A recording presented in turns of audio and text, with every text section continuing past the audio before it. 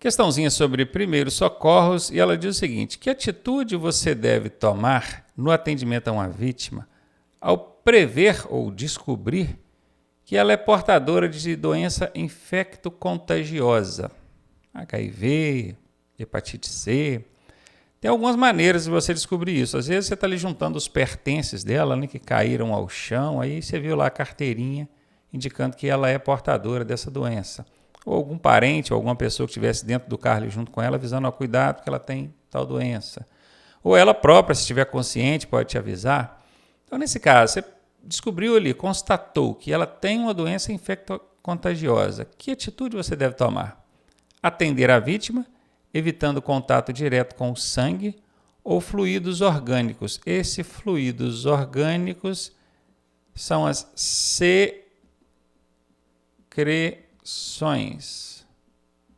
secreções, que saem pela boca, saliva, essas coisas. Preferencialmente utilizando luva. Se não tiver, pega ali umas 2 sacolas, coloca em cada mão para ficar bem protegido. Mas são cuidados que você pode adotar. Ok. Deixar de prestar socorro priorizando a sua própria segurança. Olha, que a sua própria segurança é prioridade, disso a gente não tem dúvida. Inclusive, essa é a primeira regra sagrada de primeiros socorros. Se o atendimento, se o socorro que você vai prestar coloca em risco a sua vida, a sua segurança, então não faça. Você só pode tentar salvar um terceiro quando você e os ocupantes do seu veículo, aqueles que estão te acompanhando, não são colocados em risco. Mas nesse caso aqui, dá para adotar providências de cuidado de maneira que você não tenha contato com sangue ou secreções da vítima. Muitas vezes essa prestação de socorro nem está relacionada diretamente a colocar a mão na vítima, e sim perguntar como ela se sente, onde está doendo, avaliar ali algumas lesões sem encostar a mão, para ligar para o socorro e passar ali o diagnóstico certinho do que você constatou do acidente, e eles já virem com pessoal e equipamento próprio para atender. Então tem como prestar o socorro sem colocar a mão na vítima, tem como, em casos como esse. Além de que a gente pode usar ali luvas ou sacolas para proteger as mãos e evitar o contato direto com sangue ou fluidos. Então, entre essa letra B e a letra A, eu fico com a letra A. Vamos ver a letra C, atender a vítima sem maiores preocupações. Aí também não, né? Se a pessoa tem lá uma doença infecto-contagiosa, a gente precisa se preocupar sim. Chamar o resgate? Tem que chamar. Mas somente, faz mais nada não? Somente é casca de banana, onde tem casca de banana é 90% de chance da alternativa ser falsa, errada, e nesse caso aqui ela é falsa. Ficamos então com a letra A. Primeiro socorro. Sabe-se, portanto, que a ressuscitação cardiopulmonar funciona melhor quando executada. Essa ressuscitação entenda-se como reanimação cardiopulmonar. Cardio de cardíaca, coração. Pulmonar de pulmões, parou de respirar. Está dizendo aqui que a ressuscitação cardiopulmonar funciona melhor quando executada nos primeiros 15 minutos. Olha, 15 minutos é muito tempo, tá? Após 5 minutos, não, seria o contrário, nos primeiros 5 minutos. Ah, aqui faz sentido, ó, nos primeiros 5 minutos. Letra C, a resposta. Então, entenda isso. Essa reanimação cardiopulmonar, quanto antes feita, melhor vai ser, ou menos pior vai ser para a vítima, né? Porque bom ali a condição dela não está. Então, dificilmente vai falar melhor, né?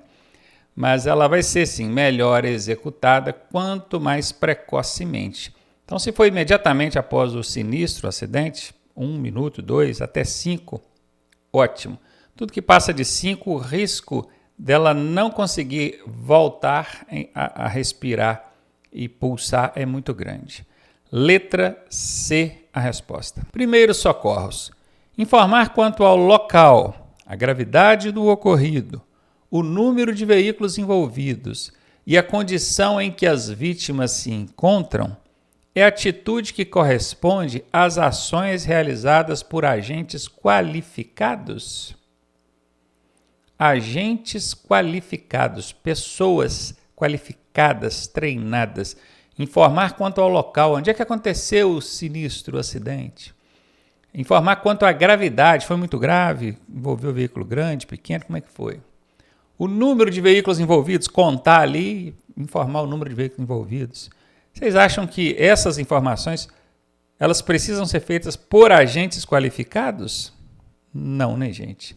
Até porque esses agentes qualificados, esses profissionais, não são eles que vão chegar ali e se deparar com o sinistro, é o motorista.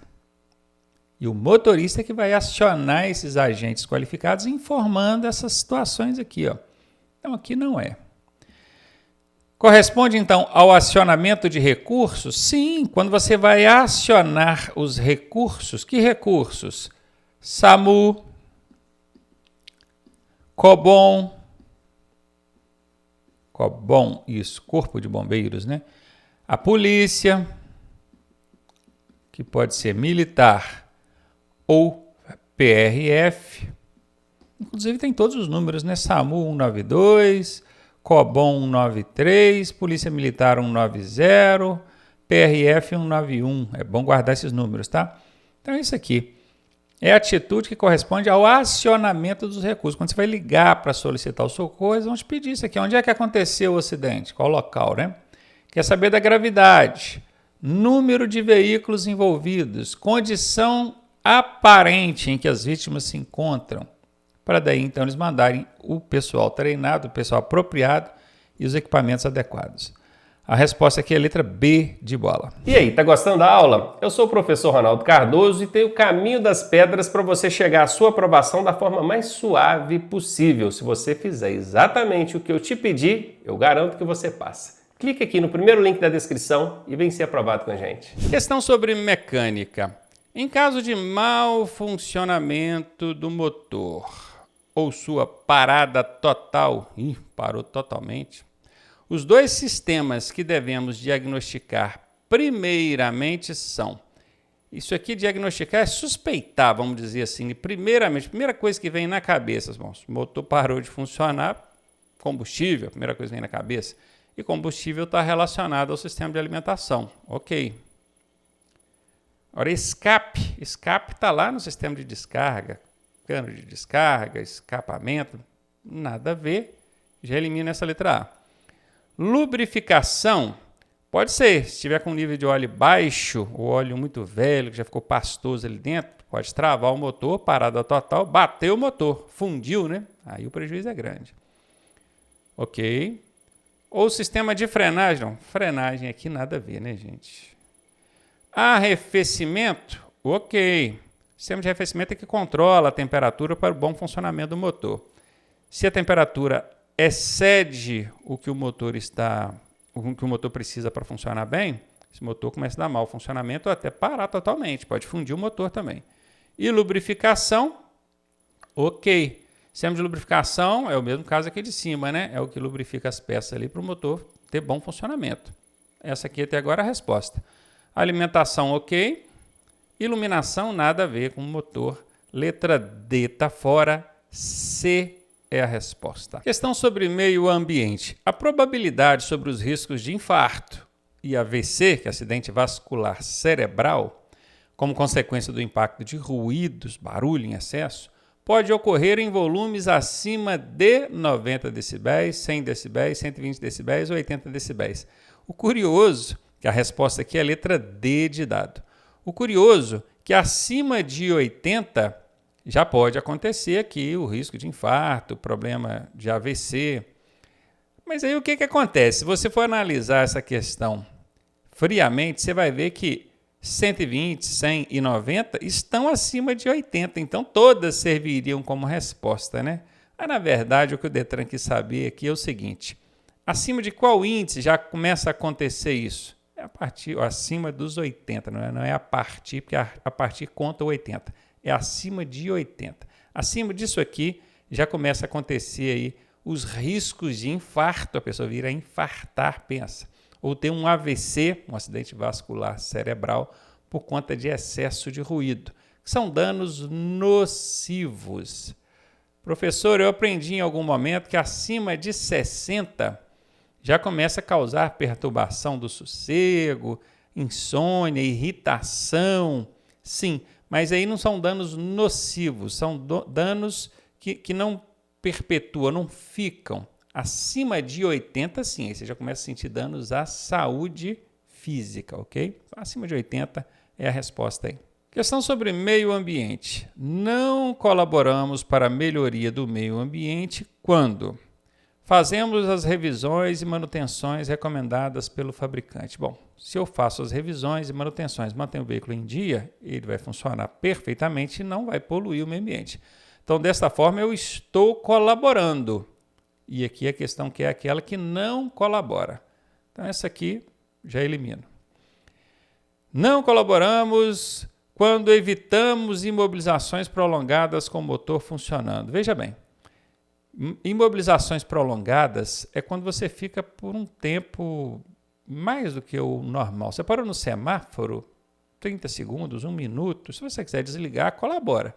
Mas não chega a ser uma necessidade. Estou falando de imobilizações prolongadas. Imobilizou, está esperando alguém descer ou ir numa loja e ficou ali 5 minutos, 10 minutos, com o motor funcionando, às vezes por causa do ar-condicionado, porque está fazendo muito calor. E aí, quando você mantém esse motor funcionando, está queimando combustível. Se está queimando combustível, está poluindo. E aqui a alternativa está dizendo, se a gente evita isso, manter o motor funcionando em imobilizações prolongadas, evitamos imobilizações, aí você está colaborando. E a questão aqui é aquela que não colabora. Se você evita manter o motor funcionando em imobilizações prolongadas, você colabora. E a questão que é aquela que não colabora, então eu posso eliminar aqui a letra B. Quando não atiramos pontas de cigarro, bom, se eu não atiro ponta de cigarro, lata e outros lixos na via ou em suas margens, eu colaboro. A questão que é aquela que não colabora. Essa aqui colabora, então vou eliminar. Quando usamos sempre combustíveis com aditivos. Olha, o combustível aditivado, ele pode representar uma melhoria para o funcionamento do veículo. Há controvérsias, tá? Não vou entrar no mérito aqui não. Mas pelo menos é isso que a indústria de combustíveis prega, né? Usa o combustível aditivado que vai apresentar uma melhoria para o funcionamento e durabilidade dos componentes do seu veículo. Apesar das controvérsias, isso aqui não representa melhoria para o meio ambiente. Não representa. Então, essa é a resposta. E aqui ainda dá para usar o macete que eu sempre ensino, né? Tá vendo essa palavra sempre? Sempre é uma CB. O que é CB? Casca de banana. Eu ensino que quando cai uma casca de banana na alternativa, é 90% de chance desta ser a resposta. Ou, nesse caso aqui, dessa ser errada, aliás, né? Essa é errada. E como a questão que é errada, aquela que não colabora, nós achamos. É ela a resposta. Letra D de dado. Direção defensiva. O condutor foi surpreendido com uma criança saindo de trás de um ônibus. Olha só, o ônibus estacionado, a criança entrou atravessando por trás do ônibus. Imediatamente freou e conseguiu parar o carro antes que o sinistro acontecesse. Sinistro é o acidente, tá? Nesse caso, podemos dizer que ele agiu preventivamente, agressivamente, compulsivamente ou corretivamente. Olha, dentro do conceito de direção defensiva, nós temos duas vertentes. A preventiva e a corretiva. Portanto, agressivamente está fora, compulsivamente está fora. Tem que ser ou preventivamente ou corretivamente. Veja, ele foi surpreendido. Se ele foi surpreendido, é porque ele não estava esperando que aquilo acontecesse. Então, de repente aconteceu e ele teve que agir rápido, com muita habilidade, para evitar que o acidente acontecesse. Vocês acham que ele foi preventivo ou corretivo? Ele foi corretivo. Ele adotou uma direção defensiva, sim, porque mesmo o erro não sendo dele, o erro foi da criança que saiu correndo por trás do ônibus, ele conseguiu evitar o acidente. Então a gente chama isso de direção defensiva. Só que é uma direção defensiva perigosa, porque ele teve que agir com correção e teve que se virar para corrigir uma situação que ele não foi capaz de prever.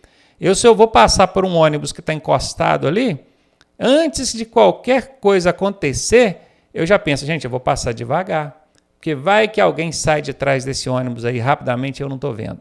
Se eu tenho essa percepção, eu estou agindo preventivamente. Então eu já cheguei devagarinho. Caso uma criança venha sair de trás do ônibus, eu não vou me assustar, não vou ser surpreendido. Eu vou conseguir parar o carro com tranquilidade. Eu já estava esperando por aquilo. Eu já imaginei que aquilo pudesse acontecer. Isso é a preventiva.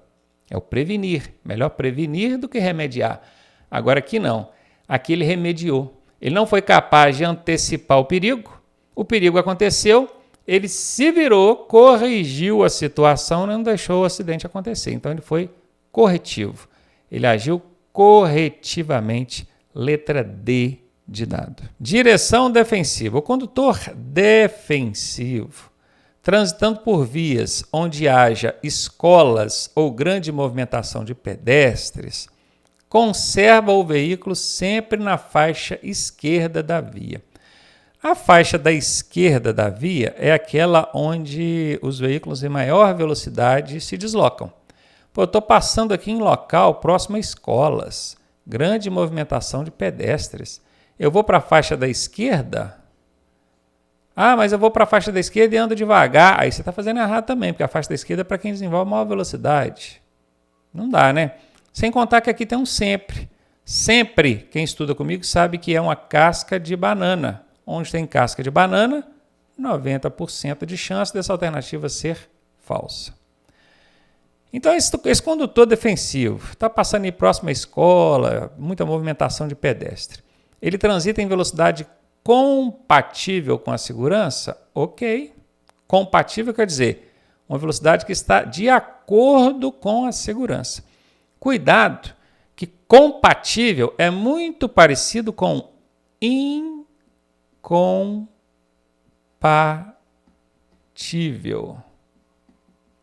Se eu coloco incompatível aqui, a resposta fica errada. Porque esse in aqui tem um sentido de não. Não compatível. E não é isso que eu quero o compatível, que é do jeito que está aqui. Compatível. Aqui está ok. A resposta é essa. Ou seria que ele usa a buzina constantemente para alertar os pedestres? Não é adequada a situação. Isso é uma infração de trânsito, vou ficar usando a buzina o tempo todo, infração média, tá? Se eu não me engano, level médio. E constantemente perturbando ali, causando poluição sonora, não dá. Acelera para sair logo daquela via congestionada. Cheio de gente e ele acelera porque ele quer sair logo dali. Vai passar por cima dos outros, vai colocar os outros em risco. Isso não é legal. Letra D de dado está fora. Ficamos então com a letra B. Transita em velocidade compatível, moderada. Beleza? Questão sobre sinalização viária. Indique o nome correto da placa R26. Essa placa aqui. Nome correto quer dizer que o Detran quer que você diga o significado exato dessa placa. Dá uma olhada para a placa e tente identificar o que ela significa. Você já decorou o significado de todas as placas? Bora ver então. Siga em frente, essa setinha apontando para frente. Sentido único, será que aqui só pode ir naquela direção? Siga reto ou mão única? Então, bora lá. Tem muita gente que iria nessa aqui, sentido único, mas na verdade a placa de sentido único, ela até tem a setinha, só que ela é no formato retangular e de cor amarela, tá? Então não é. Aqui é siga em frente. Essas placas com borda vermelha assim, são placas de regulamentação. Elas são placas imperativas. Elas estão proibindo ou obrigando alguma coisa. Como ela não tem aquele cortezinho, aquela tarja vermelha proibindo nada, a gente entende que ela está impondo alguma coisa, obrigando alguma coisa. Então olha o que ela diz, siga em frente. Até tem uma outra aqui bem similar, que é siga reto. Agora pensa se tecnicamente esse siga reto ficaria legal. Não, né? A gente até entende que quer que você siga em frente, mas siga reto, não. Então, a letra A é a resposta dessa questão. Questão sobre sinalização viária. A placa com significado saliência ou lombada, que o pessoal conhece bem como quebra-molas, não é? É do tipo regulamentação, iluminação, indicação e advertência. Para começar, não existe placa de iluminação. Existe sinalização luminosa, no caso o semáforo, mas placa de iluminação não existe. Então já eliminei. Saliência ou lombada, ela está proibindo alguma coisa? ela está permitindo alguma coisa? Não, ela está só avisando. Se ela não está proibindo nem obrigando a nada, não é placa de regulamentação, porque as de regulamentação estão sempre proibindo alguma coisa ou mandando alguma coisa. São as placas mandonas, né? Seria então de indicação ou advertência? Ah, pode ser de indicação. Veja bem, as placas de indicação, elas estão ali para te indicar serviços prestados às margens da via pública, por exemplo, posto de abastecimento, serviço mecânico, borracheiro, hotel, serviço telefônico. As placas de indicação também estão ali para te indicar sobre atrativos turísticos, a área de montanhismo, qualquer tipo, zoológico, qualquer tipo de atrativo turístico. Agora, para avisar que tem quebra-mola, não é. São as placas de advertência, aquela no formato quadrado, que é colocado em posição vertical. Dentro dela vem um quebra-molinha desenhado mesmo assim. Ó. Perfeito? Saliência ou lombada. Podia ter colocado quebra-mola, né? Que todo mundo sabia. Mas nome chique, saliência ou lombada. Letra D de dada a resposta.